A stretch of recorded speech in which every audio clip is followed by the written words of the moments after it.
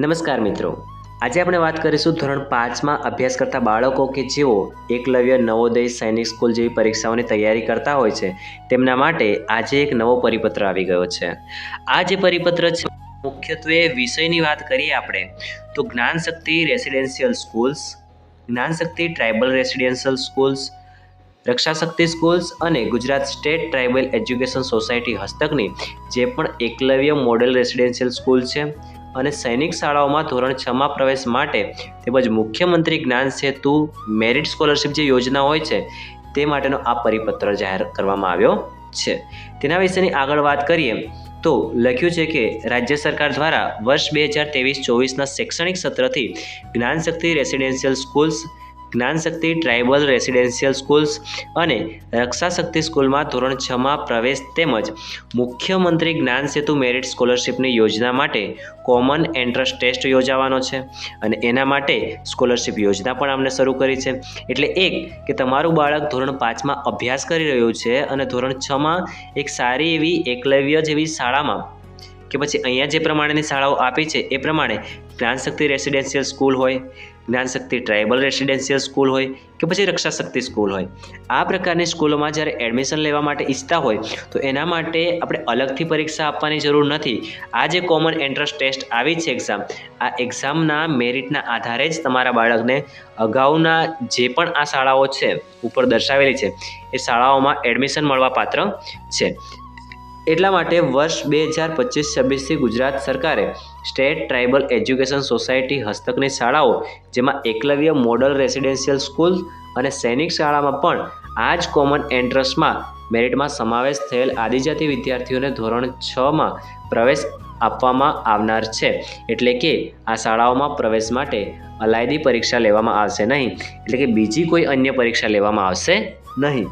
સરકારી અને ગ્રાન્ટેડ શાળાઓ અથવા તો સરકારી પંચાયત, નગરપાલિકા, મહાનગરપાલિકા સંચાલિત શાળા હોય, આદિજાતિ વિકાસ વિભાગ હેઠળની શાળા હોય, ગ્રાન્ટેડ શાળા હોય, ટ્રાઇબલ એજ્યુકેશન સોસાયટી દ્વારા સંચાલિત શાળા હોય, આ તમામ પ્રકારની શાળાઓમાં જેમણે 1થી 5નો અભ્યાસ પૂર્ણ કરનારા વિદ્યાર્થીઓ છે તેઓ Gyanshakti residential schools, Gyanshakti tribal residential school, Rakshashakti school અને Gujarat state tribal education society હસ્તકની શાળાઓમાં એકલવ્ય મોડલ રેસિડેન્શિયલ સ્કૂલનો સમાવેશ થાય છે અને સૈનિક શાળાનો સમાવેશ થાય છે। આ બધા જ વિદ્યાર્થીઓ આજે કોમન એન્ટ્રન્સ ટેસ્ટ જે લેવાની છે એક્ઝામ એના મેરિટના આધારે જ ધોરણ 6માં પ્રવેશ પણ મેળવશે।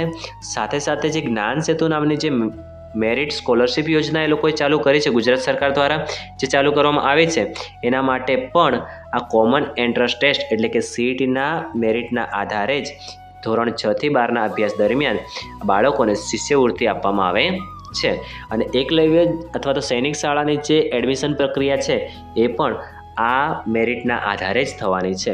સ્વનિર્ભર શાળાઓમાં એટલે કે ખાનગી શાળાઓમાં ધોરણ 1થી 5નો જે બાળકો અભ્યાસ કર્યો છે તેઓ ફક્ત રક્ષાશક્તિ સ્કૂલમાં 25% બેઠકોમાં CETના મેરિટના આધારે ધોરણ 6માં પ્રવેશ આપવામાં આવે છે। એટલે જે બાળકો પ્રાઇવેટ શાળામાં ભણતા હોય, ખાનગી શાળામાં ભણતા હોય તેઓને રક્ષાશક્તિ સ્કૂલમાં 25% બેઠકોમાં આ મેરિટના આધારે પ્રવેશ આપવામાં આવશે। પ્રતિવર્ષની જેમ ચાલુ શૈક્ષણિક વર્ષ માટે પણ ઉક્ત યોજના હેઠળની કોમન એન્ટ્રન્સ ટેસ્ટ રાજ્ય પરીક્ષા બોર્ડ દ્વારા અગાઉ જે રીતે જાહેર કરેલી તારીખ છે એ પ્રમાણે 22/3/2025 અને શનિવારના રોજ આ પરીક્ષા યોજાવાની છે। એટલે આ પરીક્ષા માટે જે પણ ફોર્મ ભરવાનું છે એ અત્યારથી જ ભરી દેવાનું છે જેથી કરીને સમયસર ફોર્મ ભરાઈ જાય એટલે પછી બાકી રહે તૈયારી કરવાની અને વ્યવસ્થિત એક્ઝામ આપવાની। ઉપરોક્ત તમામ શાળાઓમાં ધોરણ 6માં પ્રવેશ તેમજ મુખ્યમંત્રી જ્ઞાન સેતુ મેરિટ સ્કોલરશિપ યોજાનાર છે। ત્યારે આનો જે પરિરૂપ છે એક્ઝામનો એ કઈ રીતનો છે તો સૌપ્રથમ આપણને રજિસ્ટ્રેશન માટે ફોર્મ ક્યારથી ભરાય છે એનો સમયગાળો આપ્યો છે। તો યાદ રાખો કે સમયગાળો 7/2/2025 એટલે 7 તારીખ બીજા મહિનાની છે ત્યારથી ફોર્મ ભરાવાના શરૂ થાય છે અને એ 19/2/2025 સુધી ફોર્મ ભરાશે।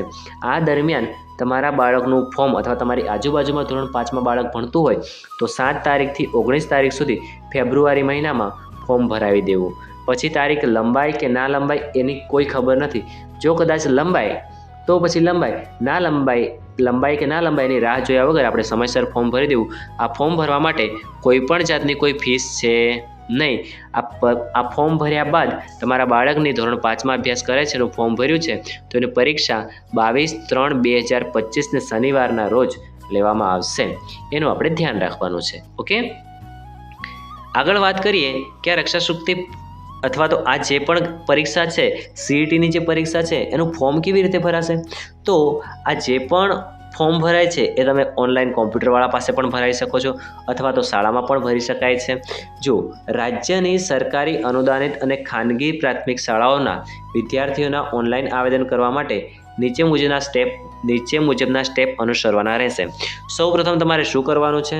તો જે એક વેબસાઇટ આપી છે કે SchoolAttendance.gujarat.in પોર્ટલ પર જવાનું. ત્યાં શાળાના ડાયસ કોડથી લોગિન કરવાનું રહેશે. ત્યારબાદ શાળાના કોઈ પણ શિક્ષક કે જે ધોરણ 5માં ભણાવતા હોય એમનો કોડ નાખો.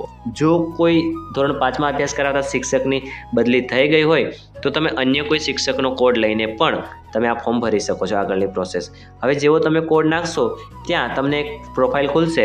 તેમાં ધોરણ 5 ઉપર ક્લિક કરવું. ધોરણ 5ના તમામ વિદ્યાર્થીઓના કોડનું એક લિસ્ટ તમને સ્ક્રીન પર દેખાશે. તમામ વિદ્યાર્થીઓનું એક પછી એક ફોર્મ ભરવાનું રહેશે. ત્યારબાદ વિદ્યાર્થીઓના કોડ પર ક્લિક કરવાનું રહેશે. એનું ફોર્મ ખુલશે. ફોર્મમાં શિક્ષક અને વાલી મિત્રોના મોબાઈલ નંબર સિવાયનો ઓટો ફેચ કરેલો ડેટા હોય છે. એમાં શિક્ષક અને વાલીનો મોબાઈલ નંબરની વિગત ભર્યા બાદ ઓટો ફેચ પર થયેલા ડેટા પૈકી કેટેગરી, કાસ્ટ, સબકાસ્ટ અને માધ્યમમાં જો કંઈક ભૂલ હોય તો તમે ત્યાં સુધારો કરી શકશો.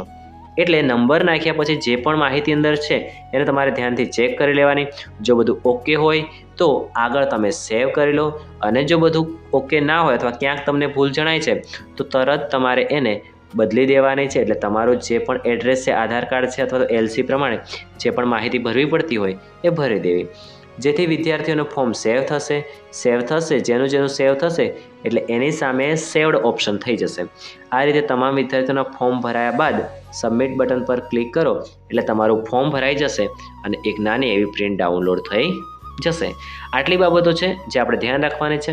અહીંયા વધારાની માહિતી આપી છે તમને કે કોમન એન્ટ્રન્સ ટેસ્ટ એટલે કોમન પ્રવેશ પરીક્ષા જે છે તે એના રજિસ્ટ્રેશન ફોર્મ ઉપરોક્ત નિર્ધારિત કરેલ તારીખથી સમય મર્યાદામાં ભરાય તે માટે આપની કક્ષાએથી આપના કાર્યક્ષેત્ર હસ્તકની સરકારી અનુદાનિત અને ખાનગી પ્રાથમિક શાળાના આચાર્યશ્રીઓ, શિક્ષકો અને વિદ્યાર્થીઓ આ પરીક્ષામાં ઓનલાઈન આવેદન ભરવા અંગેની અચૂક જાણ કરવા અનુરોધ કરવામાં આવે છે. તદુપરાંત છેલ્લા 2 વર્ષમાં જે પણ કોમન એન્ટ્રન્સ ટેસ્ટના પેપર લેવાયા છે એની PDF પણ રાજ્ય સરકાર દ્વારા વેબસાઇટ પર મૂકી દેવામાં આવી છે. કઈ વેબસાઇટ છે તો અહીંયા લખ્યું છે www.sebexam.org પર વિદ્યાર્થીઓને મહાવરો થાય તે મુજબ મૂકવામાં આવેલી છે. તમે અહીંથી ડાઉનલોડ કરી અને બાળકોને બતાવી શકો છો અથવા પ્રેક્ટિસ કરાવી શકો છો. આ ઉપરાંત રાજ્ય પરીક્ષા બોર્ડ, JCRT અને વિદ્યા સમીક્ષા કેન્દ્ર દ્વારા બાયસેગના માધ્યમથી દર શનિવારે 9 થી 10 કલાક દરમિયાન આ પરીક્ષા માટે માર્ગદર્શન પણ આપવામાં આવે છે. આ પ્રસારણ વિદ્યા સમીક્ષા કેન્દ્રના સ્ટુડિયો દ્વારા બાયસેગ નેટવર્કના માધ્યમથી Vande Gujarat channel number 5, BISAG dish અથવા જીઓ TV અને YouTube ચેનલ લાઈવ ગુજરાત E-ક્લાસ પર પણ નિહાળી શકાય છે. તો આ થઈ કોમન એન્ટ્રન્સ ટેસ્ટ એટલે કે CETની સંપૂર્ણ માહિતી. હવે યાદ રાખો કે આનો જે સમયગાળો છે એ સમયસર ફોર્મ ભરી દેવાનું છે. 22/3 અને શનિવારના રોજ આ પરીક્ષા યોજાશે એટલે એનું પણ ધ્યાન રાખવાનું છે. અહીંથી આપણે જે પણ બાળકો આપણી આસપાસ અભ્યાસ કરે છે ધોરણ 5માં તેમના સુધી આ વિડીયોને પહોંચાડવાનો છે, જેથી કરીને તેઓ સમયસર ફોર્મ ભરી દે. જે પણ નાની મોટી તૈયારી કરવી પડે છે તૈયારી કરી દે. અને ગુજરાત સરકાર આપણા માટે આટલું બધું કરી રહી હોય તો આપણી પણ ફરજ બને છે કે આપણા બાળકોને વ્યવસ્થિત તૈયારી કરાવીએ અને મેક્સિમમ બાળકો સુધી આ વિડીયોને પહોંચાડીએ, જેથી કરીને આપણી આસપાસ રહેલા મોટાભાગના બાળકો આ યોજનાનો લાભ લઈ શકે. આભાર.